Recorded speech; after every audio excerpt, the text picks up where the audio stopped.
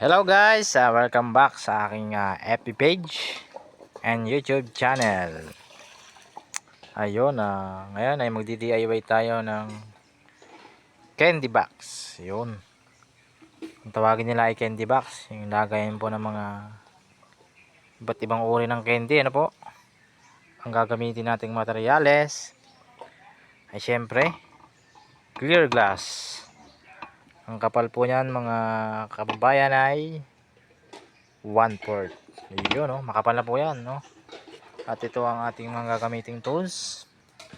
Panghasa, syempre, para hindi matalas. Metro, yan. Mga bago po yan, guys. Para sa ating pagsimula. Meron tayong silicone gun. Silicone.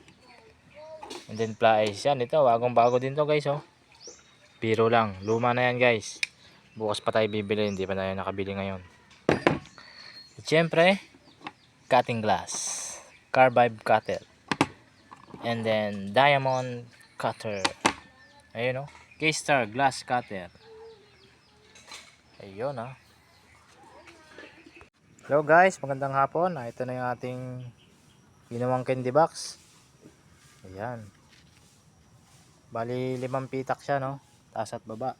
1, 2, 3, 4, 5. Ayun, no? Ito yung takip niya, guys. Wala pa siyang bisagra.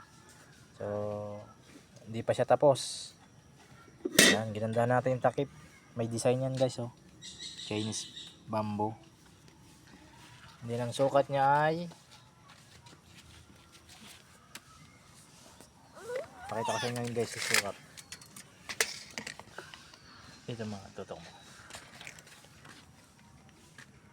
Yan, wala siyang tupid, hindi siya inabot ng tupid. 23,916. Yan. Ito yung lapad, guys.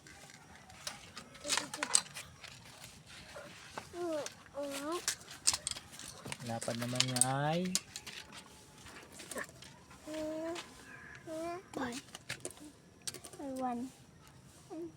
7, 15, 16.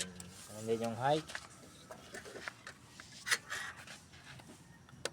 sabihin na natin 7, 15, 16 din.